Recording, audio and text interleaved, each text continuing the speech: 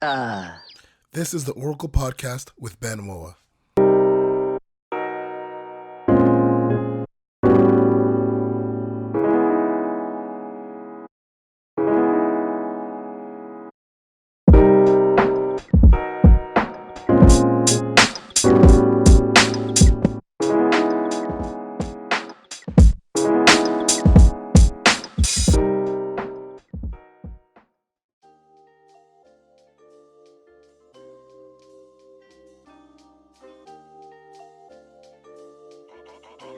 All right, welcome back, everyone. Today's episode is going to be, I think, slightly different. We're not going to be hearing about someone's story per se, but we're going to be listening and hearing the perspective on a topic that's very dear to my heart.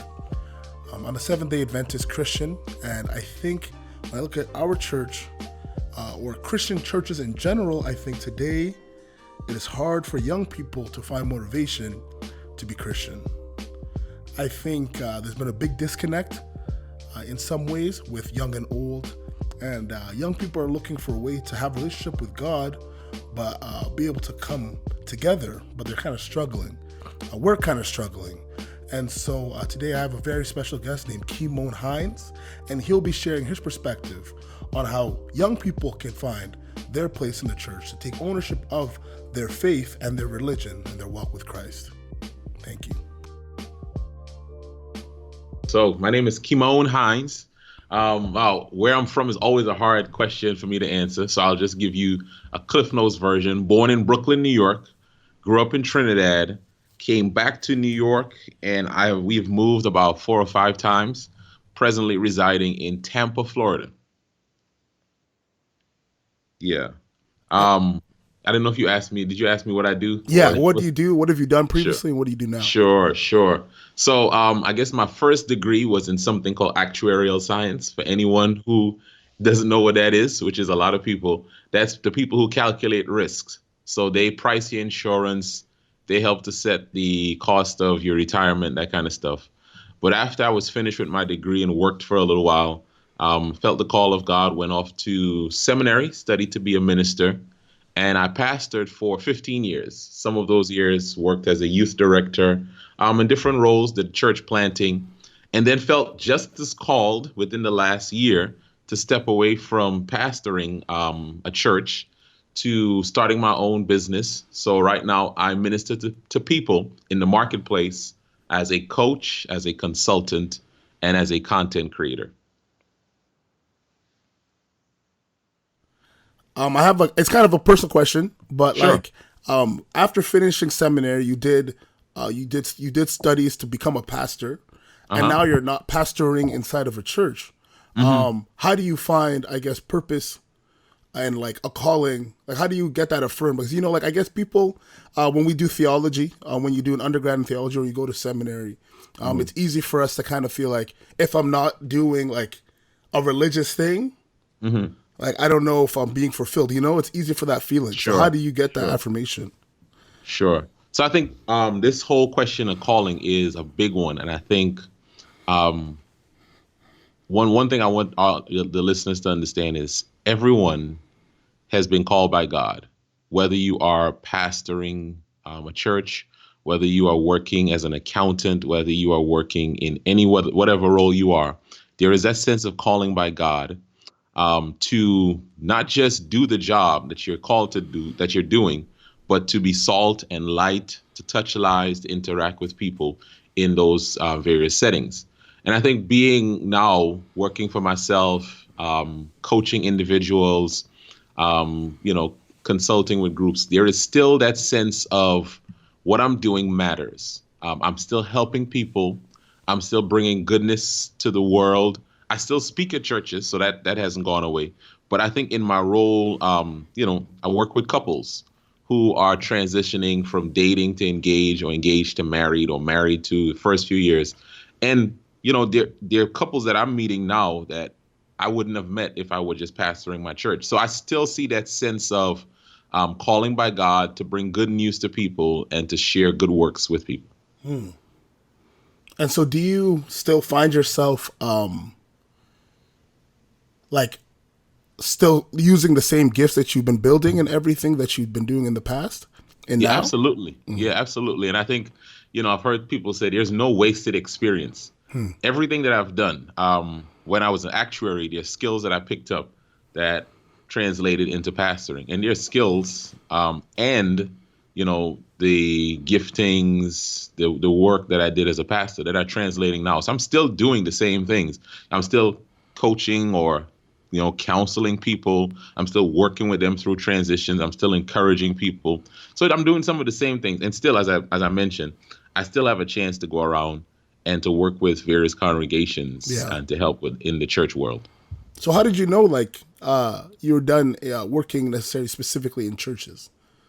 Yeah, that's an interesting one. So I would say I don't know if I'm done, but I do know that in this stage of life that God wanted me to make this shift. It was progressive. I felt like many people in any job. I think if we take off pastoring off of this and listen to this conversation, Yeah. I think in various contexts you realize, okay, I don't know if I want to do this for my lifetime, for a lifetime. I don't think I want to be a lifer in this.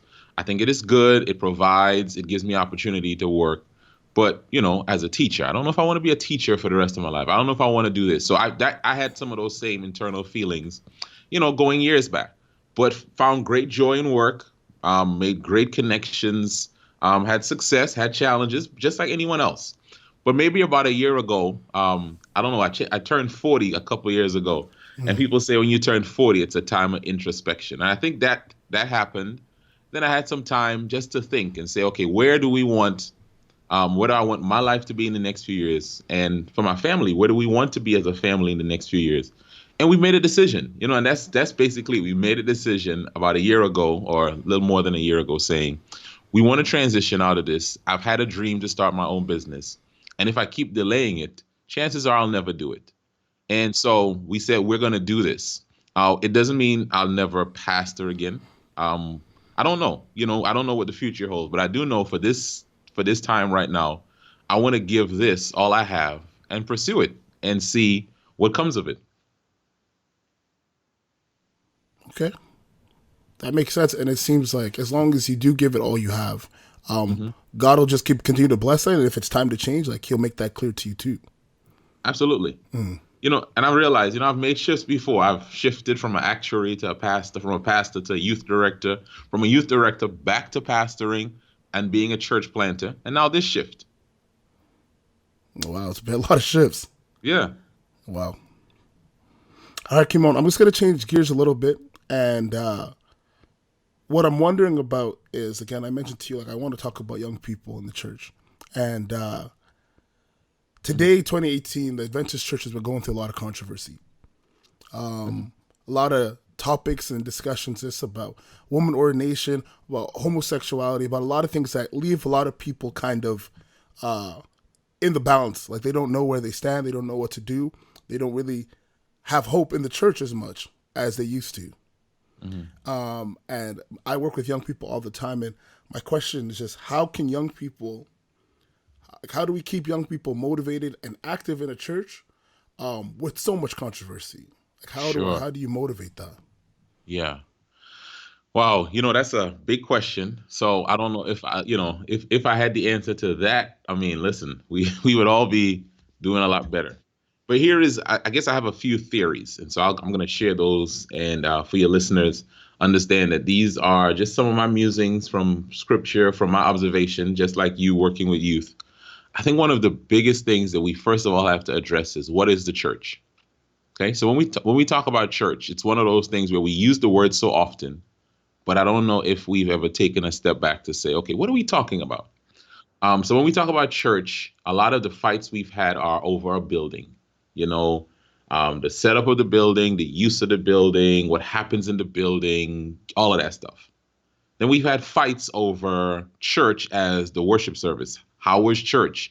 I don't like this church because the music is this. And I don't like this church because they preach too long. I don't like this church. We got all these fights. And a lot of it have to do with our definition of what church is. And then the third one, so it's buildings, it's the event, And then the third one is the church is an organization. And don't get me wrong, organization is important. But whenever we talk about church as an organization, it's always someone else, somewhere else, other than myself. And so when we have conversations about church, we always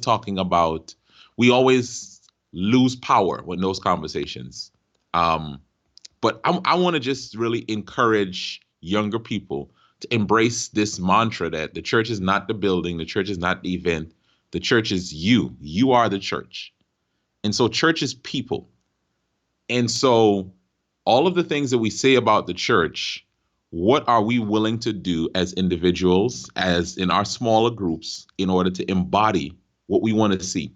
We want our church to be more loving and inclusive. And what am I doing in my sphere of influence with my friends to do that? Because really, that's the essence of church. Like, whenever we think church is some guy in another country running the thing, I've lost all power and then I lose faith. But I think the essence of it is when I start saying, I am the church, we are the church as believers here. Now, what can we do to live out the ideals that we see in the Bible as the church?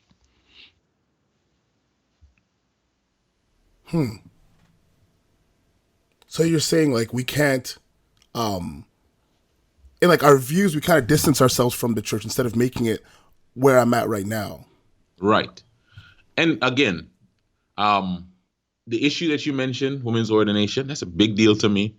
I think all of the issues we mentioned, I'm not minimizing issues. So if that comes across, I want to make sure I'm clear. I'm not minimizing issues, but I'm also not wanting us to release the power that we have. Whenever someone says the church is this or the church is that, I have to make sure I'm evaluating myself.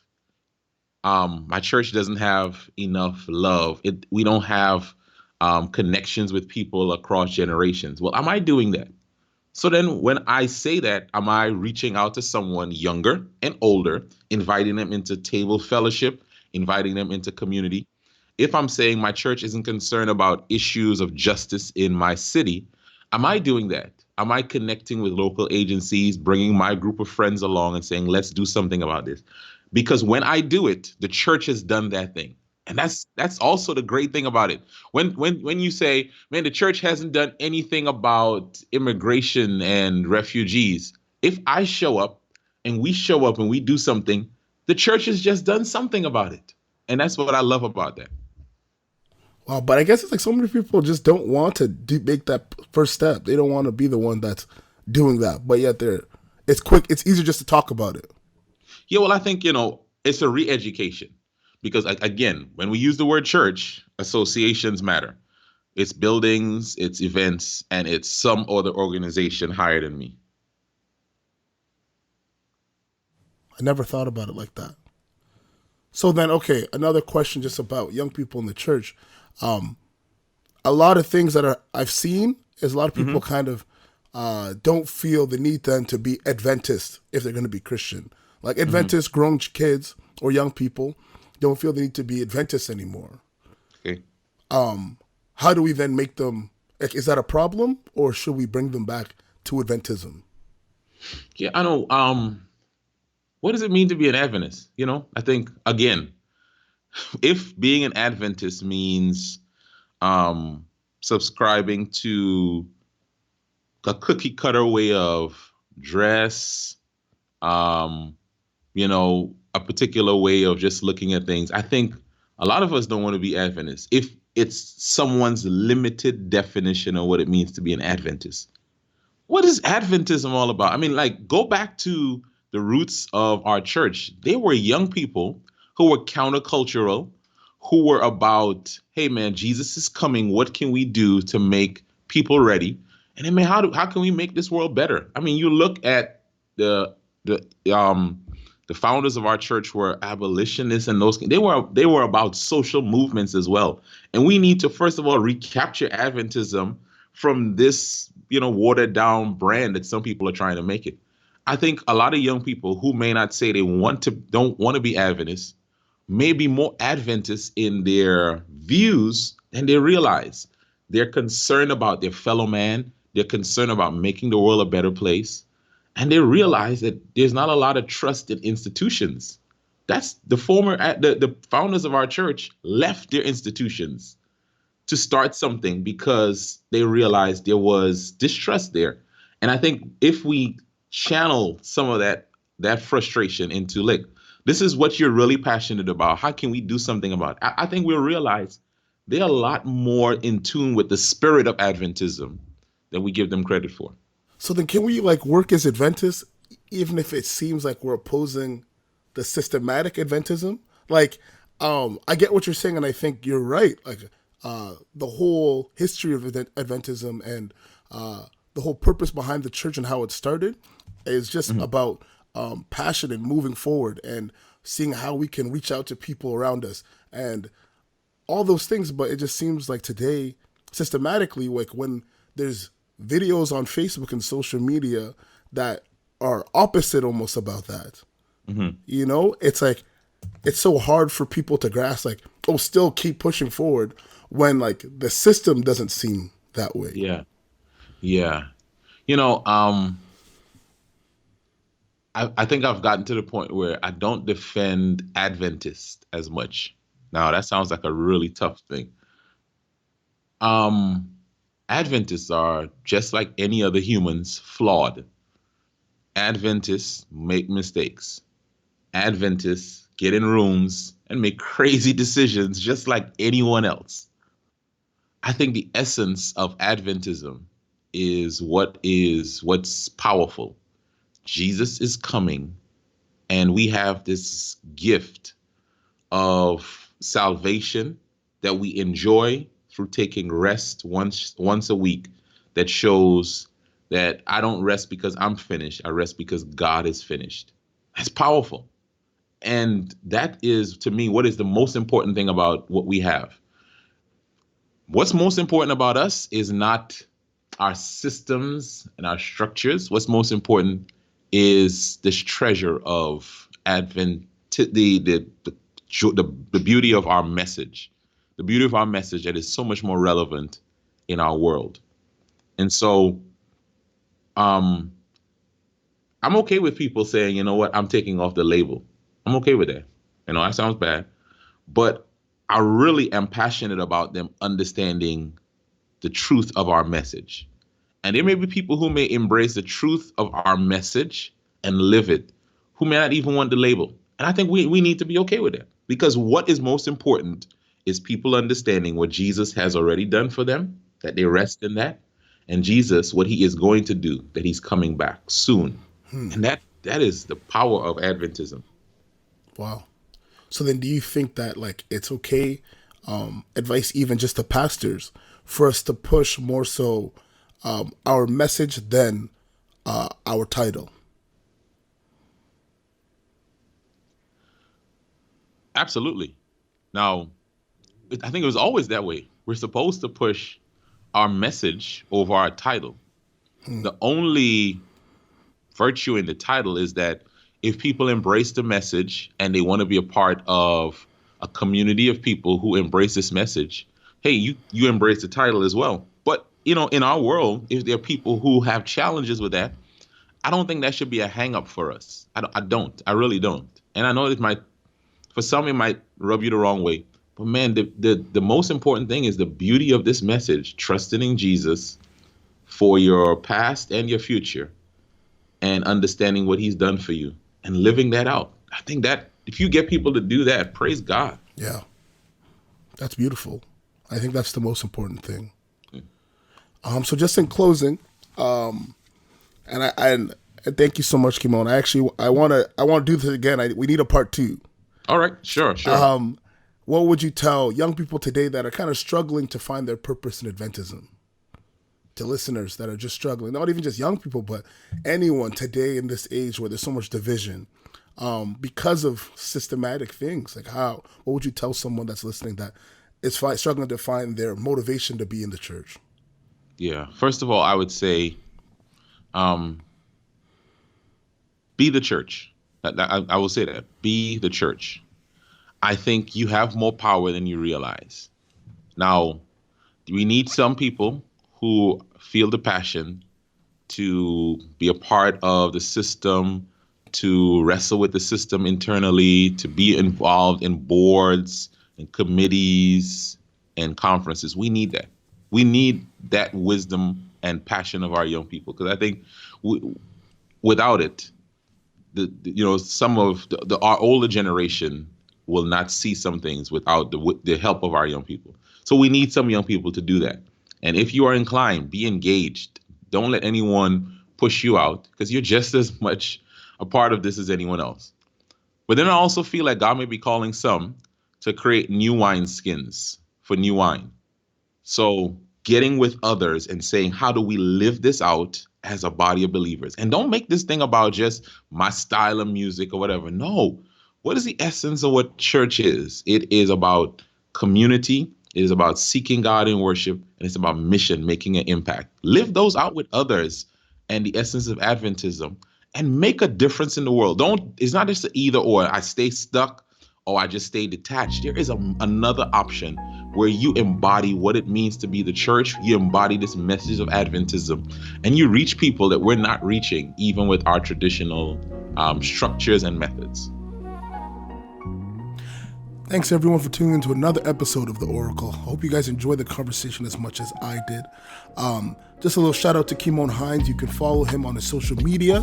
You can find his podcast on iTunes Podcast, Apple Podcasts, and also if you're interested by any chance to start a podcast just like The Oracle or like his, he has an ebook, and you can find the link in the description, called 7 Steps to Launching a Profitable Podcast. And it is very interesting. It's given me a lot of tips myself. And so if anyone out there is interested in starting their own podcast, or loves to talk, likes to talk to people or share with the world, I suggest you getting this book, download it, and the link again is in the description. Stay tuned. We have more to come with The Oracle. And if you have any suggestions or any ideas or people you know that need their story or their perspective out, contact The Oracle on Facebook, on Instagram, on any one of our social medias, and we'll get back to you as soon as possible. Thanks again, and stay blessed.